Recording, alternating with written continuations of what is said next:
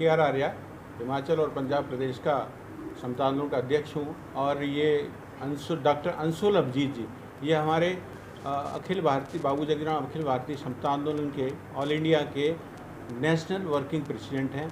हमारी national president बहन मीरा कुमार, जो फॉर्मर स्पीकर लोकसभा हैं।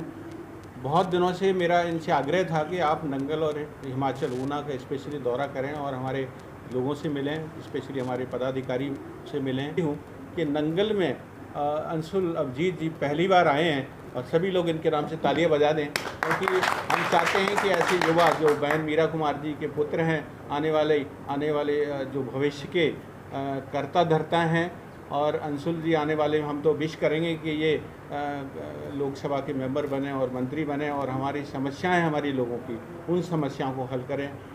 समता आंदोलन की बात करिए, अभी आप जो है ना जो हमारी आधुनिक भारत जो हमारे नेहरू जी की जो थी देन है, बांकड़ा अभी अब देख के आए, तो उसके बारे में भी आप ज़रूर कहें। और समता आंदोलन के बाबूजी ने एक समता समाज बनाने की बात कही थी, क्योंकि आज की दुनिया में जो भेदभाव है वो इतना ज़्यादा हो गया है कि हम एक दूसरे को पसंद नहीं करते। हम चाहते हैं कि आप ऐसी चीज़ें प्रेस के सामने रखें कि हम सब एक हैं, हमारा समाज एक होना चाहिए। हमारी जो असली जाति है वो गरीब और अमीर की जाति है, हम लोगों की कोई जाति नहीं है। बाबू जगजीवन ने ये बात कही थी कि समाज में दो ही बिरादरी हैं, एक अमीर की और गरीब की, मनुष्य की कोई जाति नहीं हो। मैं आप सबका दिल से आभार व्यक्त करना चाहता हूँ।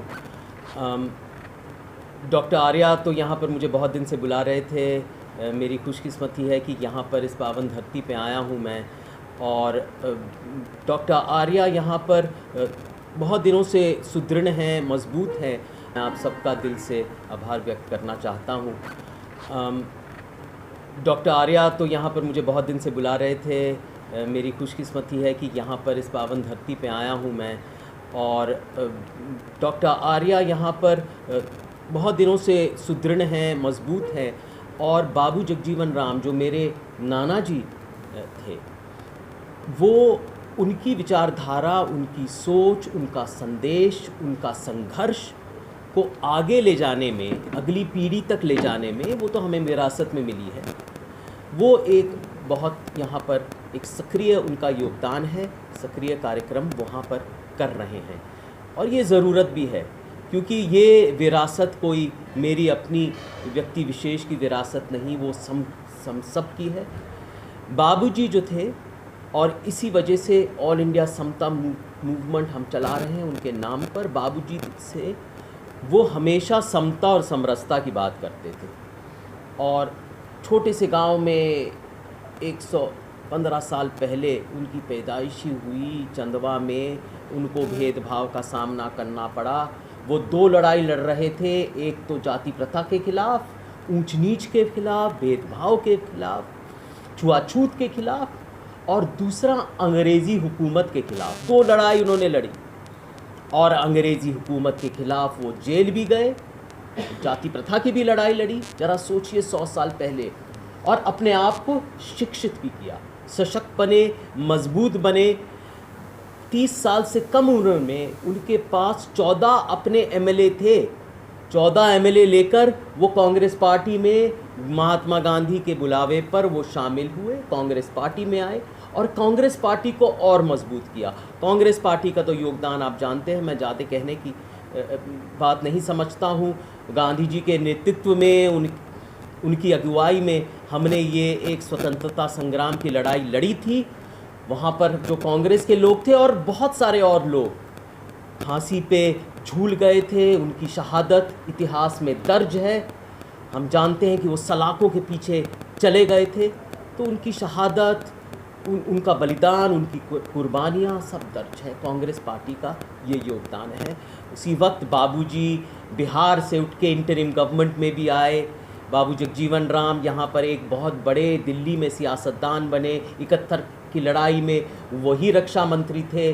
जब हरित क्रांति आई तो वही वहाँ पर कृषि मंत्री थे, और एक तरह से हरित क्रांति की शुरुआत भी यहीं से हुई।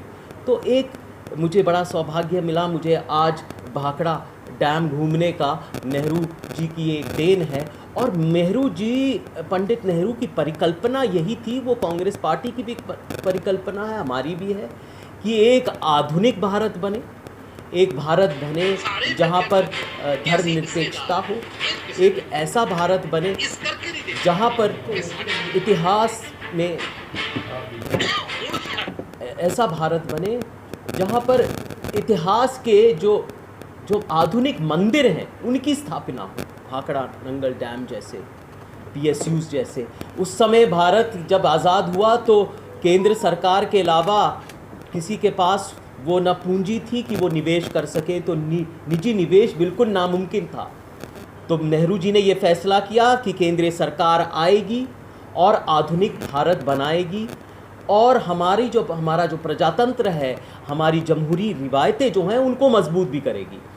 तो हमने ये देखा, एक तरह से ये आधुनिक भारत का मंदिर ही नहीं, ये एक आस्था का स्थल है हमारे लिए, एक श्रद्धा का स्थल है, क्योंकि हम जाके वहाँ पर पूजा करते हैं आधुनिक भारत के लिए, उसकी भविष्य के लिए, और जल्दी से जल्दी ये एक तरह से और मजबूत हो और सशक्त हो और संपन्न हो।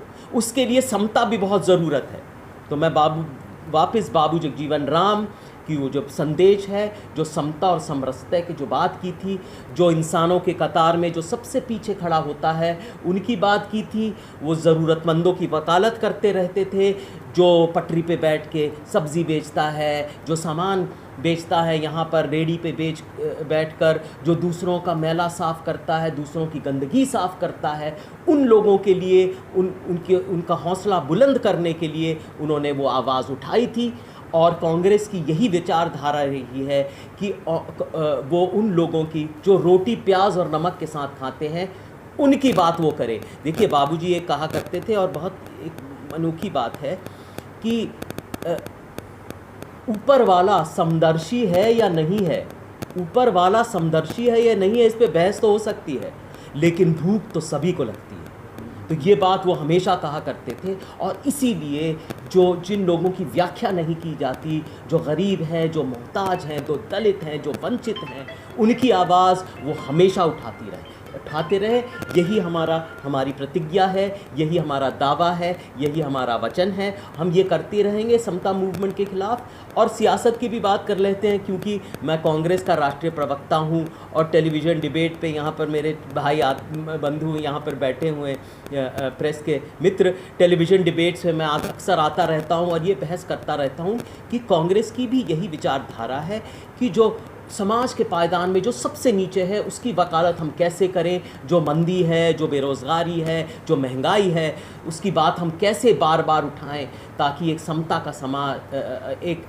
का समाज बन सके, हमारा समावेशी विकास हो सके। सभी लोगों को साथ लेके चलना है, कहने से नहीं होगा भाई, खोखले वादे से नहीं होगा, हम सब लोगों को समाज में लेके चलना है, आगे बढ़ना है। तो इसके लिए हमने ये एक वचन किया था। देखिए जब आज़ाद हुआ था मुल्क, तो हमारे दावे थे, हमारे संकल्प थे कि एक समता और समरसता का समाज बनाएंगे। वो अधूरा रह गया। वो जो लड़ाई है, वो संघर्ष है, वो मुखालिफत है, वो जारी है, और यही एक प्रयास है। डॉक्टर साहब, आप समता आंदोलन चलाते हैं, जिसमें मानव की दो जातों की बात की गई है, अमीर और गरीब, पर जिस पार्टी के आप राष्ट्रीय प्रवक्ता हैं वो पार्टी जाति आधारित जनगणना की बात कर रही है, उसे कैसे?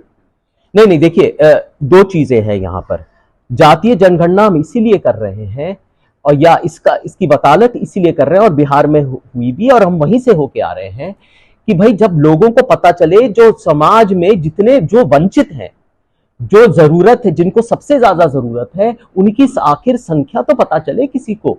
तो ये तो पता करना तो अनिवार्य है कि भाई कौन सबसे ज्यादा जिसको जरूरत की। और ये तो एक मैं ये कहूंगा कि जो ये जनगणना है, जातीय जनगणना, ये एक पहलू है। उसका सामाजिक और आर्थिक पहलू भी अभी आने को बाकी है, जिसमें ये पता चलेगा कि कौन से ऐसे वर्ग हैं जिनको सबसे ज्यादा जरूरत है। सरकारी पूंजी की जरूरत सबको किससे ज्यादा है, ताकि योजनाएं और टारगेटेड प्लानिंग हो सके। तो इसके लिए अनिवार्य है भाई, इस सरकार ने तो जनगणना भी नहीं कराई। जितने भी अर्थशास्त्र कह रहे हैं, वंचित जो है वो गरीब हैं बेसिकली जी, और जो सक्षम है वो अमीर है। अब इसमें वंचित की बात कर रहे हैं कि वो आप जाति आधारित वंचित देख रहे हैं या गरीब जनता? नहीं, देखिए आप अच्छी तरह जानते हैं, क्योंकि मैं इस वर्ग से भी हूं, कि जो जाति आधार से जो वंचित है, ये अर्थशास्त्री बहुत बार कह गए हैं, और उनकी गरीबी में एक सीधा ताल्लुकात है। क्योंकि जो बहुत सदियों से वंचित रहते आ रहे हैं, दूसरों की जो मैला और जो गंदगी साफ करते हैं, उनको ये नहीं कह सकते ना कि वो अमीर है, उनके वर्ग सिर्फ उनकी अमीरी या आर्थिक स्थिति की बात करें, उनकी तो जाति की बात करनी ही होगी। इसलिए भी आरक्षण है। भागे आखिर हमारे जो सब व्यवस्था है उसमें आरक्षण क्यों है? वो इसलिए क्योंकि वो जो वंचित हैं, जो दबे हुए हैं सदियों से, वो आर्थिक रूप से भी बहुत ही ज्यादा कमजोर हैं, और ये एक सीधा ताल्लुकात तो है ही। तो ये सीधा ताल्लुकात को हम इग्नोर नहीं कर सकते हैं, क्योंकि हमारी व्यवस्था ऐसी है, मैंने तो बनाई नहीं।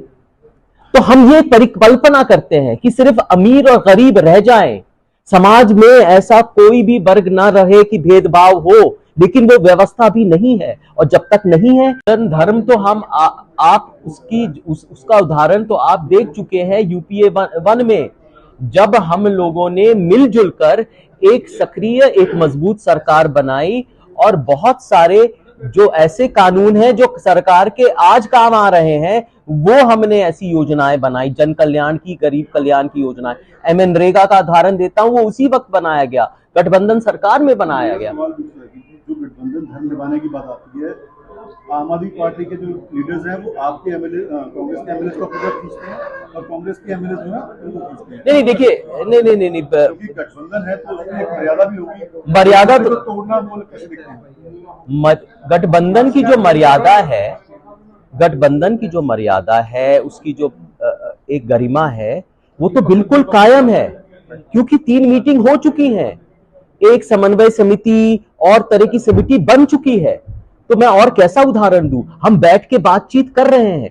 भाई बातचीत करना, जैसे इन्होंने कहा, बातचीत करना, गुफ्तगू करना, बहस करना हर मुद्दे पे, ये गठबंधन का असली एक तरह से वो मूल सिद्धांत होता है। तो ऐसा हो रहा है।